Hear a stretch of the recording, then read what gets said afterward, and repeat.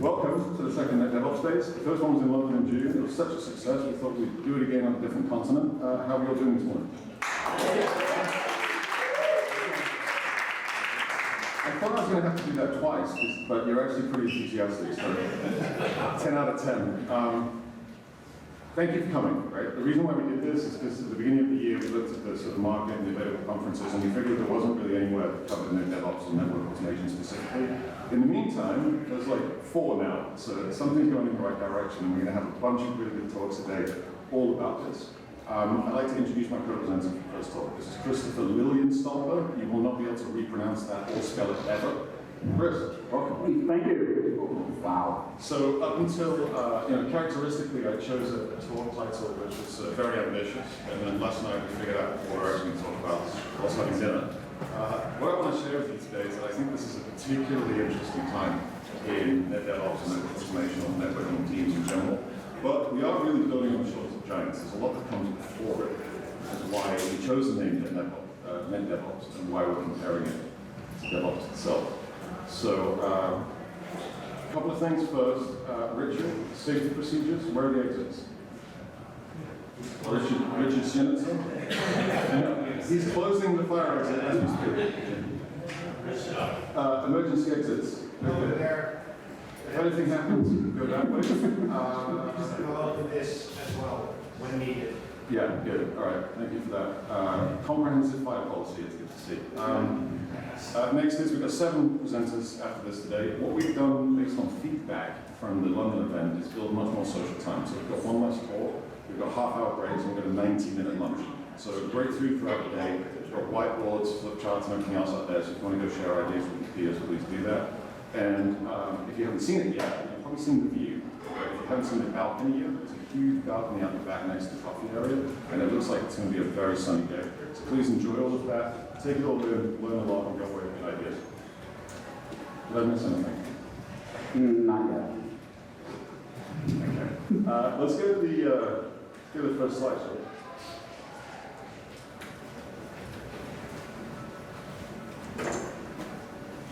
All right. Quick introductions. I'm Mark Coleman, Chief Product Officer at NetBox Labs. Chris, who are you? I'm me. So I'm at Cisco as of Monday, slightly different role. Senior Director for Data Center Architecture and Sustainability at Cisco. But those of you who might have known me, done Chief Architect role at a number of large service providers in my life. Tried to automate networks for a very long time because of that. And last stint before Cisco created something called Project Calico, which is a little networking project in Kubernetes space. So a little bit about networking. Awesome. We're going to hear more from Chris and some interesting stories about the long and troubling history of network automation a little bit later. If we can jump into the next slide. I want to start with a little bit of group participation. So we call it NetDevOps Days, which implies that we have to understand what DevOps is first. Anybody want to proffer a response? What is DevOps? Okay, yeah, okay. Wow. All right, I'm looking for slightly better than that, but thank you. Co-mingling of development and ops deployment. The co-mingling of development and operations. Okay, anyone else? Optimizing developer experiences. Operationalizing developer experiences? Optimizing developer experiences. Okay, anyone else? There are no wrong answers. What you're going to find out is that there are 1 million correct answers to this question in a minute. All right, 1 million Equally incorrect answers. Yeah, okay. Whatever you want it to be. Kind of. That's not exactly the point of the talk, but yeah, it's somewhere between the two. You're saying we're DevOps watching the industry? Let's get to the next slide, please. All right, so I found out about Dolby 3, which allows me to generate scarily bizarre images like this. I've been doing DevOps since before it was DevOps. I worked in a place called TomTom, that's kind of like the European Garmin, right, until they got killed by Google Maps. I used to live in Amsterdam, I was there. We went like pre-IPO from about 200 developers to 3,000 developers after IPO, and nothing worked. and we had a team called developer support. And developer support was basically like, all these people are doing all sorts of cool stuff, but it never actually gets to the customer because there's just so much mess in the way. And that's kind of when DevOps came out. It's this idea that we're going to talk about in a minute, that you can have fantastic code, but if it doesn't have anywhere to run, it's no good. You can have amazing infrastructure, but there's no good code on it there's no good code for your customers, and that's not very good either. And I remember at the beginning of DevOps, when it popped up, this acronym that they used called CALMS, which is culture, automation, lean, measurement, and sharing. And I'm a stickler for accurate topology, so I immediately hated this. Because I was like, surely if I'm doing sharing, that's part of culture. But anyway, this is where it began. At DevOps Days 2014 in Amsterdam, I proposed a change to this. Because I don't think culture is something you can actually change. I think it's like a byproduct of behavior. So I suggested BARMS. It was not acceptable. So this is where it kind of began, right? We were like, there's all these amorphous things that we're all trying to do to make it better, and we think it kind of roughly maps to this. So having lived DevOps for like a decade or more, I was like, I wonder what they're saying about it now. So if we go to the next slide, they've written a handbook in the meantime, and it turns out that DevOps is now everything. So Bingo! Small teams, version control, loosely coupled architecture, shared vision and goals. Like, it's really become very, very amorphous, right? It's become this sort of grab bag or literature review for many, many different disciplines. And we're going to look in a minute at whether that's been successful or not, but it's definitely been popular. Let's go to the next slide, please. So instead of talking about what DevOps is, right, because it seems to have become extremely broad, maybe it's easier to talk about why DevOps. Does anyone want to? Yes. Increased speed to market. Increased speed to market. Bingo. I love it when you say the thing that's on a later slide. That is good. Anyone else? More uptime. Also, they're doing well. They are? Yeah. Okay. If we can call that resilience, then my story is going to make a ton of sense. Anyone else? Sorry? Resilience. Resilience? Efficiencies. Efficiencies? Reduction in human error. Less human error. Okay, very good. I'll throw one out there. A better way of more rapidly deploying human Faster human error. Okay, good. So let's go to the next slide. The canonical story, right, is this idea of the wall of confusion. So back in the day, the idea, and I was one of these guys, right? When I worked at TomTom, it was all Java. I guess, well, some of it was Java. Like, I created a jar file and sent it somewhere, and I have no idea how that got on the website, and I didn't care either. And this is very normal, and still is normal in some places. Really, if you ignore all of this and just focus here, the wall of confusion is typically this thing between dev and ops, where developers are incentivized on change, right? Their job is to make new features, respond to bugs, patch vulnerabilities, whatever it is, and get it out. But the operations people on the other side are incentivized entirely differently. They're incentivized on stability, which is the opposite of change. So they want things to change more slowly. And this is kind of the canonical example of where DevOps came from in the first place. Typically, you're probably familiar with the term, it works on my machine.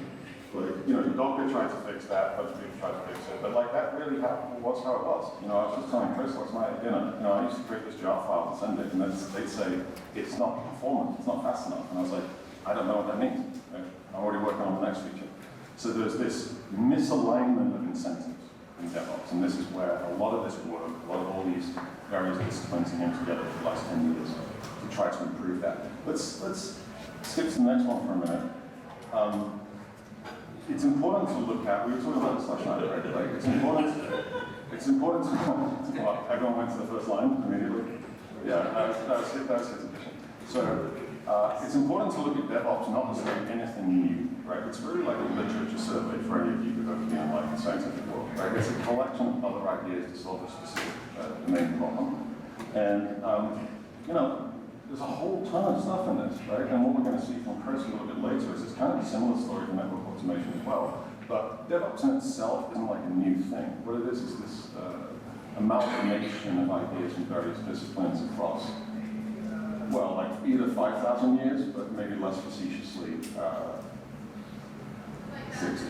So, yeah, that's just teeing us up for the next section. So I'm going to have one quibble on this. So according to this, NetDevOps starts around 2015. Well, no, that was just the first I could find with some minimal. Yeah. So yeah, I think there were definitely folks who were doing network automation of backbone infrastructure, thousands of routers, including generating configs, checking them in to see at the time. Source code control systems wasn't yet, but it was. How many people here even know that there was source code control before yet? How many people remember CVS or SVN? RCS, yes.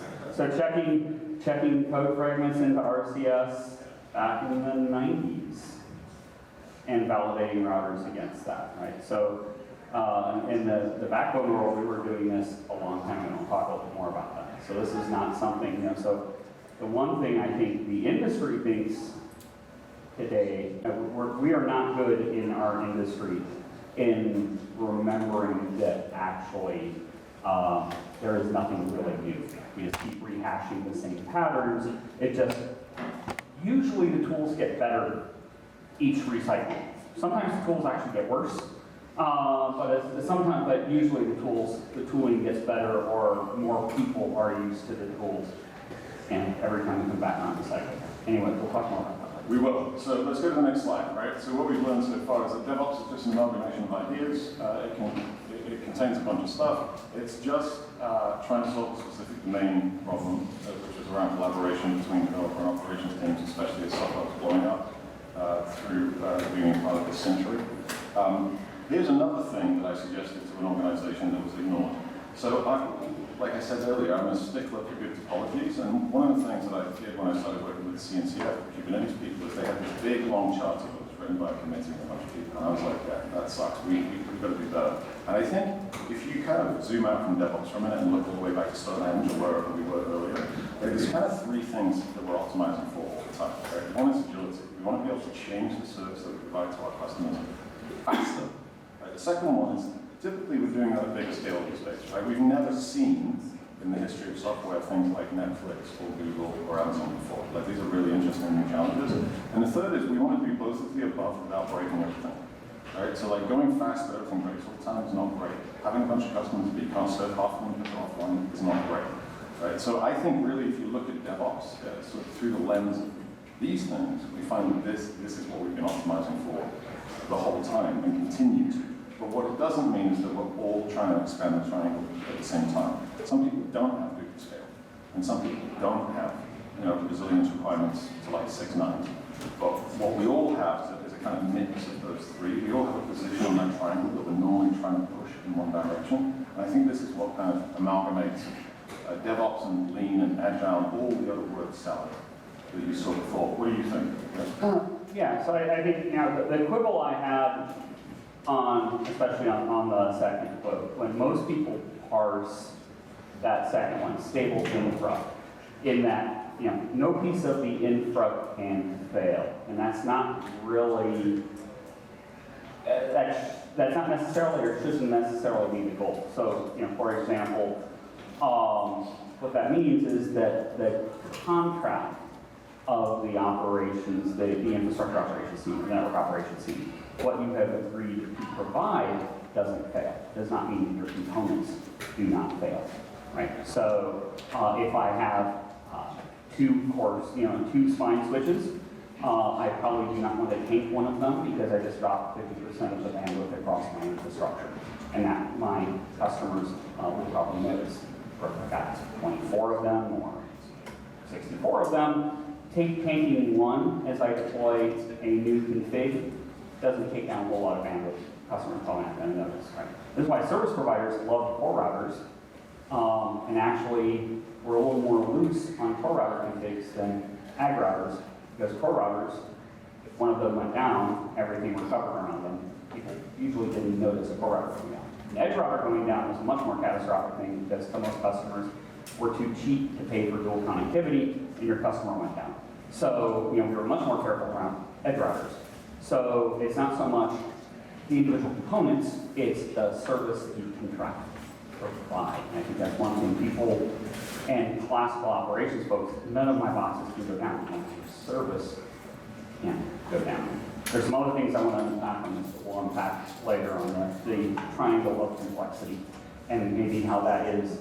What are the things that hinder us, has hindered infrastructure operations, including network operations, from moving faster down the DevOps path than our other software compatriots? Why are it taking us longer to move down this path? And we'll get to that later. Yeah. All right, thanks, Chris. So let's go to the next slide, please. So how's DevOps going? How many people here think they've actually been involved in DevOps in some way? Hands up? Yeah. Call it. Yeah, well, I mean, we can kind of call it anything, right? But, like, not a lot. That's interesting. Like, it really hasn't gotten to networking yet. Let's go to the next slide for a minute. There's a guy called Adam Jacobs that I really like. He created Chef. I got to hang out with him a couple of times, talk about his ideas for the internet. He's got this quote. I agree with most of what Chris disagrees, so I'll let him say that in a minute. But, you know, one of the things that is objective is the stat here, right, which is from the State of DevOps thing that we do every year, last year. You know, we were talking earlier about agility, right, the ability to get software out faster. And certainly when I started my career, it was pretty normal, but especially like financial service places to have like 1 year release cycles. And then you've got Netflix on the other side doing like 400 a day. Right? So it's an aspirational goal to release software more quickly or release changes to the services that we provide to users more quickly because it allows us to react to market forces or fundamentals or whatever it is. So 88% of those are unable to deploy more frequently than once a week. Right? So we've done like a decade of work, all sorts of tools, like if you used to have Chef, now you've got Terraform, if you used to have Data Center, now you've got AWS, like all these things have happened, but still most organizations are not really realizing the sort of Valhalla of DevOps. Here's the You problem. realize how you got to the Valhalla, right? Go on. Killed and rebuilt it back. Oh, okay, so, okay, bad analogy. Heaven, let's say. So, but the second point down here is where Chris and I disagree. So I'm going to talk about that. Like what he says is it wasn't for lack of conviction. If there were one thing that we have unequivocally nailed, it is the culture of trust and collaboration at the heart of DevOps work. I've seen that a lot. If Chris works in a really big company, maybe it's a... So I think where we got into disagreement last night over drinks, surprisingly enough, was we were talking about this within the context of infrastructure DevOps.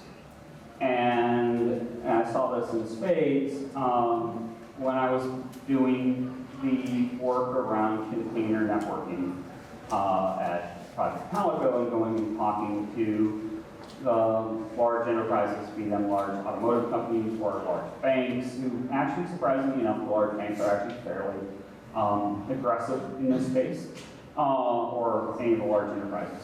At the end of the day, when you talk about the DevOps model, and then you start talking about the way we're going to get to scale, folks, is we're going to turn all the servers into routers. And we'll talk about that a little bit in the future, but at some point L3 works. We know that works at scale. L2 we also know doesn't work at scale, so we're going to turn the servers into routers, which means you're going to have lots of routers that are running on servers. And immediately the networking folks start getting really, really concerned about this. And the comment that comes out is, it's not under my control.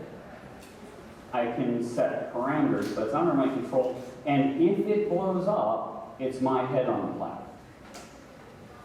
You know, we may be part of the same team, quote unquote, this DevOps model. But there's still this silo, and if it blows up at the end of the day, I'm the one who is going to take it in the back of the neck, not the devs over on the application side who are running the cloud portion of this. So when it comes to infrastructure, I don't think we have yet fully gotten through, in the enterprise space especially, and to a certain degree in the service provider space, there's still that over the wall my operational, IM KPI on the availability of the system, not necessarily on being able to add new features, etc. My highest level KPI is the system stability. And if anything that impacts that is a substantial negative to me, and I have seen that repeatedly be an issue. So I would say overall in software dev, maybe, but as we get to infrastructure ops, DevOps, there is still I love this in theory, but at the end of the day, my KPI is, and my only, my primary KPI is, if this goes down, it's not the developer who can misconfigure something on a server that's going to get it. It's me that's going to get it. Yeah, so back to that incentives thing. Let's jump to the next slide, I think. So why NetDevOps? This bit was going to be funnier when I had my own laptop, because it was supposed to be like a rapid-fire slide. Let's see if we can do it. Do you work in networking, and does your company have humans in it, right? So if you're noticing that you're at the end of a stream, you don't have enough context, you're seen as a cost center, but you have vital domain knowledge. Oh, wait a second. Oh, hold on. Go back to this one. How many of us, raise your hand, I'm gonna do the perp walk here. How many of us are vendas in this room? Raise your hand if you're a venda. What's missing here? What's missing here? Move out of the way. Not developers. There's another one. There's something that's rolling downhill. How many people here are ops folks in the room? Not that many. If you're ops, there's something rolling down this hill, isn't there, toward you? There's another entity, not just in-house developers, that start that something rolling down the hill. It's the vendors. So, and I'm a vendor, so I get to say that. But it's the vendors who are also up here, bringing their little packets of joy and sending them downhill. Because of course we always produce absolutely perfect product. We never have any problems. And they know exactly what they're supposed to say, what they say on the tin. With fantastic KPIs all of the time. Yes, yeah. perfect. Yeah. Let's go to the next one. I mean, facetious question, but the reason why I pull out this triangle is because it spans across all operations teams. It doesn't matter if you're networking or if you're running servers or you're fixing printers, right? All companies want this thing. Let's go to the next one. This is you, Chris. It is. So, I guess, actually, it's not night. So I've actually been very good. He said, you only have 35 minutes. So I've been restraining myself. If you've ever been in a conference where I've talked, I tend to, we tend to go off on tangents sometimes. So I'll try and keep this short. As I sort of hinted at before, this is not new. We have been automating networks for quite some time. It's actually interesting. We're thinking we discovered this new, within the last 10 years. Back in the 90s, we were automating networks in the internet backbones. It's the only way we could do this. So we had tens of thousands of routers from multiple vendors, and we had scripts. Whoever that's holy that you believe in, we had thousands and thousands of internet MCI and cable and wireless. We had thousands and thousands of Perl expect scripts that instrumented CLIs that built config fragments for every different router type. So every different router config had its own router type encoded in the name, which triggered a specific set of scripts that would generate a specific customer config template, or et cetera, and all of that would get generated, and that would all get run 4 times a day. And then those configs would then get compared to what was running in infrastructure, and depending on how Machiavellian we were at the time, we'd either flag this router's out of compliance, or we would just replace it.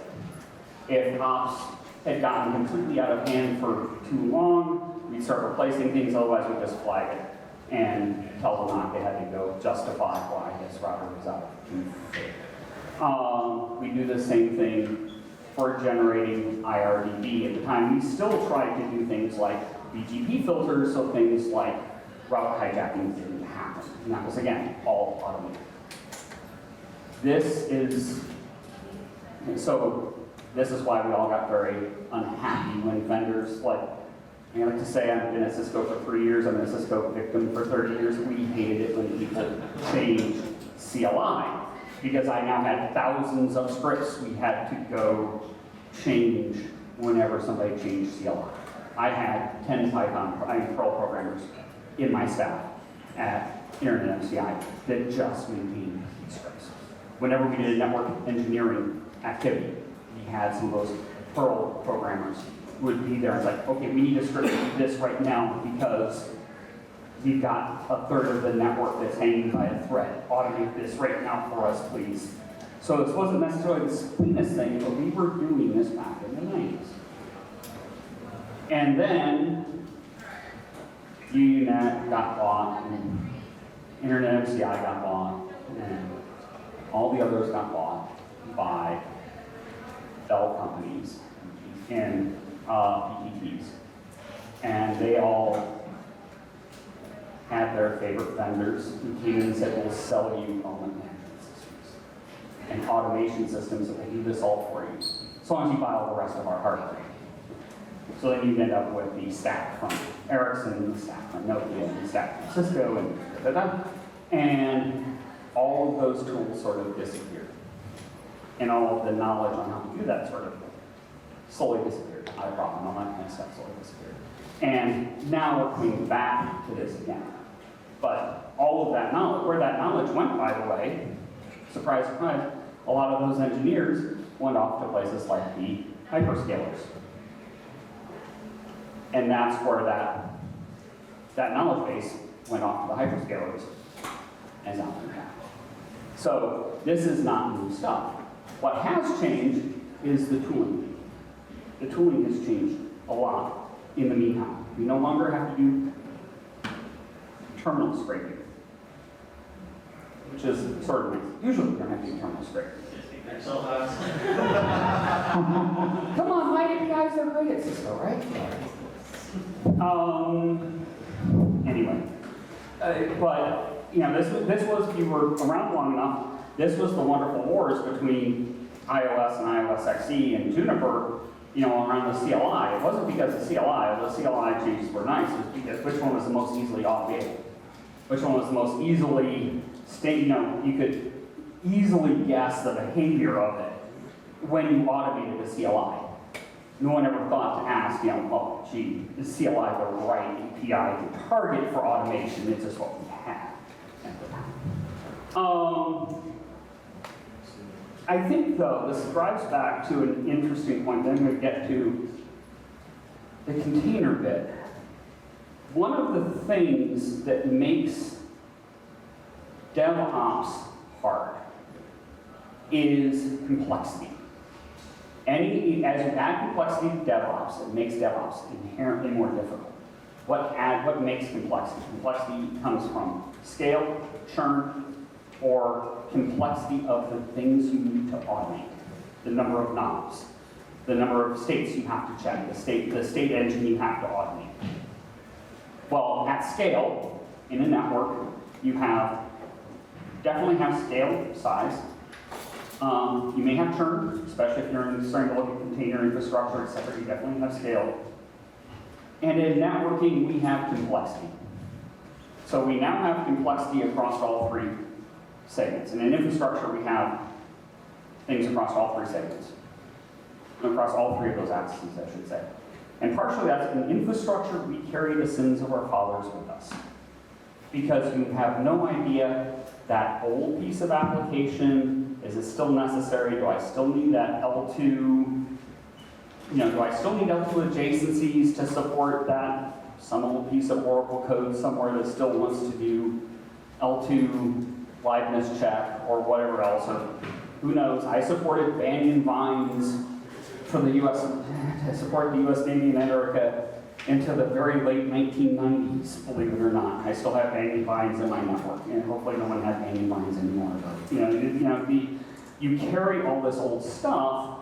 Old stuff brings knobs, brings extra complexity into your infrastructure. That adds more complexity. That makes it harder, and you have a bigger state engine that you have to automate. So DevOps, from a DevOps standpoint, I now have more stuff to automate. So I've got to now automate for scale, churn, and complexity of the state engine I have to automate. What's led to DevOps for applications being accelerated is we've gone from legacy to VMs.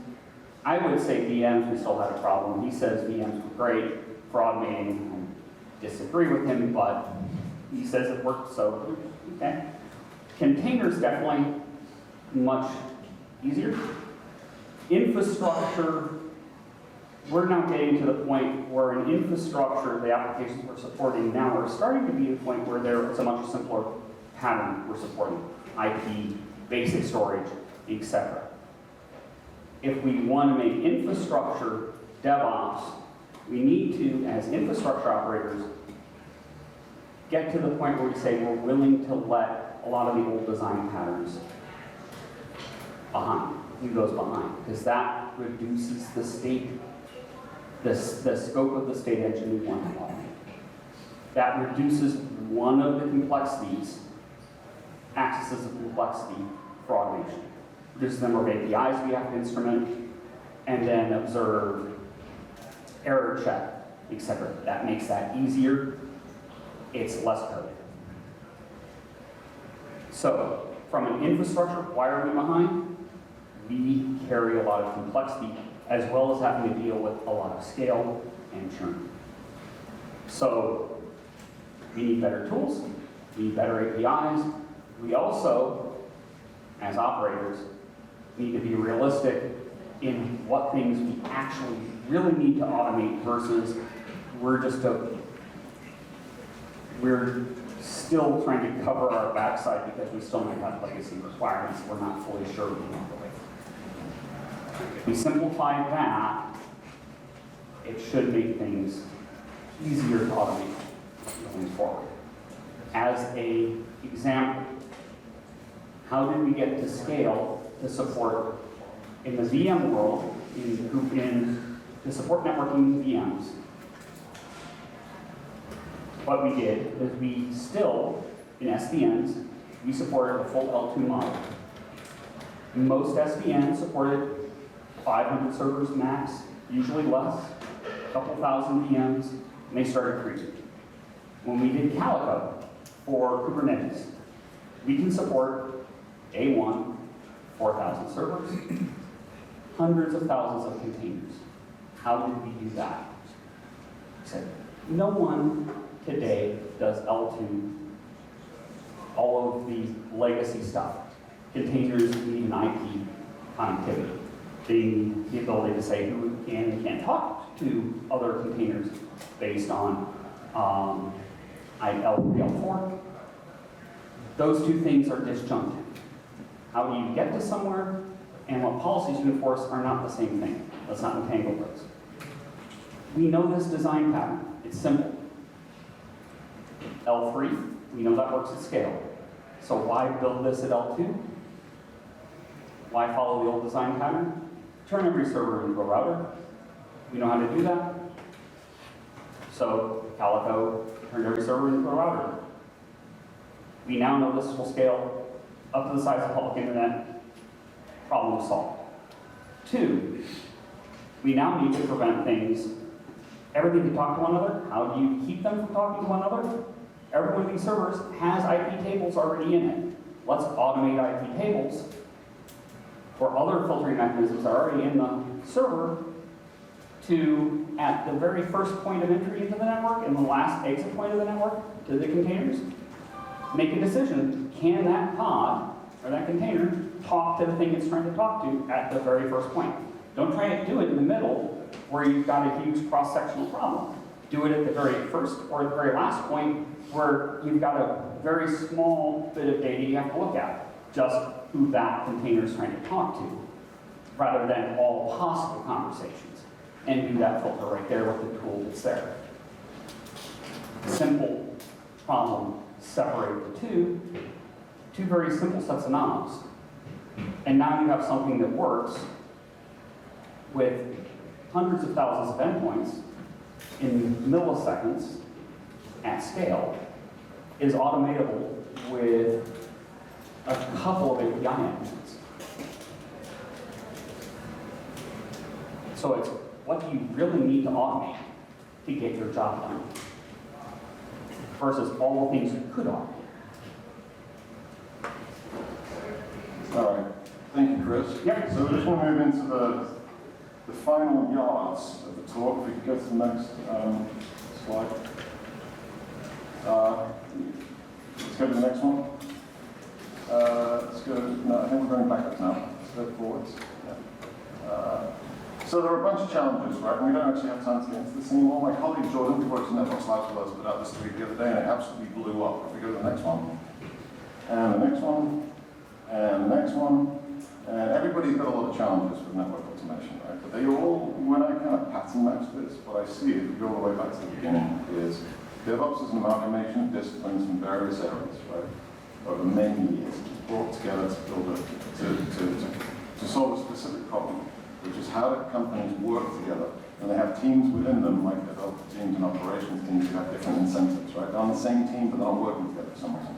What Chris pointed out is that even though ostensibly you could put networking in the operations bucket, all this DevOps goodness hasn't got there yet. So, NetDevOps, right? That's why we're here today. All of these challenges, and actually I could have done like 8 slides of things that people are calling out, but the thing that was encouraging for me is that they're all calling out the same sort of stuff that we've already been working on for a decade with DevOps, right? Interpersonal problems, shared goal problems, some technology problems, but a lot of it is organizational. And what I think that means is that actually we can kind of just steal everything that people have been doing in DevOps for a decade and use it for most of it. And there's just a little bit which is really networking specific, especially because, you know, switches look like really weird circuits with lots of ports on them and all sorts of other things like that. So there's a lot that we can stand on the shoulders of giants in a sense. And I think what's really exciting for me about this event is that little bit that's different, that's what we're going to go and fix. So let's get to the next one. And I think the next one. No, go back one. Yeah. We should start changing slides at 10 p.m. Okay. So I think what's really exciting for me about this right now is, you know, I went through the DevOps thing, I went through the cloud native thing, I went through Docker exploding, and always when things kind of gather momentum like this, it's a magical period because there's so much low-hanging fruit. There's a lot of weekend projects, right? Like Docker Compose is the largest, the most used container orchestration platform, admittedly for smaller scale stuff, on Earth. You know how it came about? There's a guy called John in London who thought containers and directed acyclic graphs. I can combine those on a Saturday and a Sunday. It became a tool called Fig, and it changed how most people use containers right now. At the beginning of any movement like this, the ability to change the direction of it is huge, and it's everywhere, and we can all do it, and it doesn't have to be technical. Right? Somebody can write a blog post that changes the way that we all think about NetDevOps. And it's probably going to be a person in this room. So I think it's a great time to be doing this. I'm very excited about it. We deliberately skipped sort of practical advice in this talk because guess what? We have 7 speakers today who are going to give you a ton of practical advice on what you can do with NetDevOps Days. Just before I end, I want to say a huge thank you to our sponsors. Put your hand up if you're sponsoring. Okay, go and hug one of them at some point. New York is very expensive.